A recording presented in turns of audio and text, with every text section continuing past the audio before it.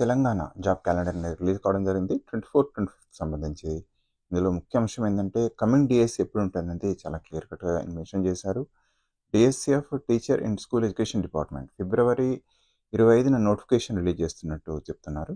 అదేవిధంగా ఏప్రిల్ 25న మనకు DSC exam ఉండబోతున్నట్టు ఇందులో ఇచ్చారు. సో దయచేసి ఇది ఒక మంచి వార్త.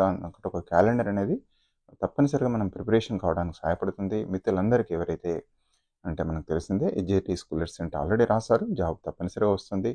సో కమింగ్ కూడా మనకు అడ్వాన్స్గా తెలిసి ఉండడం అనేది ఒక మన ప్లాన్కి సహాయపడుతున్న విషయం మీకు తెలిసింది. సో మరొకసారి ఈ జాబ్ క్యాలెండర్లో ఇచ్చింది. డిఎస్సి ఎప్పుడు ఉంటుంది అంటే ఫిబ్రవరి 25న డిఎస్సి ఉంటుంది, నోటిఫికేషన్ వస్తుంది. సో టైం ఫిబ్రవరి 25 అంటే ఫిబ్రవరి అంటే మార్చ్ ఏప్రిల్ 2 months గ్యాప్ ఇస్తున్నాడు, 2 నెలలు గ్యాప్ ఇస్తున్నారు. నోటిఫికేషన్ వచ్చినాక 2 months టైం డిఎస్సి నిర్వహణకు టైం ఇస్తున్నారు. సో దయచేసి మిత్రులందరికీ కూడా ఇది ఒక మంచి పరిణామం. దయచేసి ఎవరైతే ఇప్పుడు ఫైనల్ ఇయర్లు ఉన్నారో ఇప్పుడు ఆల్రెడీ, ఎందుకంటే కమింగ్ డిఎస్సిలో కూడా స్కూల్ అసిస్టెంట్ పోస్టులు ఎక్కువ ఉంటాయని ఎక్స్పెక్ట్ చేస్తున్నాం. ఎందుకోసం అంటే బహుశా ఇందులో పట్టిన ఈ డిఎస్సిలో పట్టిన బహుశా వివిధ రకాల పోస్టులు కూడా పెట్టే అవకాశం ఉంది. మోడల్ స్కూల్స్ పెట్టచ్చు, తర్వాత మనకు వేరే వేరే అంశాలు అంటే ఏదైతే మనకు గురుకుల స్కూల్స్ ఉన్నాయి కదా, గురుకులాలకు సంబంధించి, తర్వాత మోడల్ స్కూల్కి సంబంధించి అన్నిటికి సంబంధించిన యొక్క పోస్టులు ఖచ్చితంగా ఉంటాయి. ఈసారి బహుశా మనం ఎక్కువ సంఖ్యలో పట్టినే ఎక్స్పెక్ట్ చేస్తున్నాం. దయచేసి మిత్రులందరూ కూడా సో మీరు ప్లాన్ చేసుకోండి, దాని ప్రకారంగా ప్రిపేర్ కండి. ముఖ్యంగా తీసుకున్నట్టయితే స్కూల్ అసిస్టెంట్ మిత్రులకైతే గురుకుల అయితే ఖచ్చితంగా వస్తుంది. అదేవిధంగా మోడల్ స్కూల్లో కూడా ఖచ్చితంగా వేకెన్సీస్ ఉన్నాయి, అందులో కూడా వస్తాయి.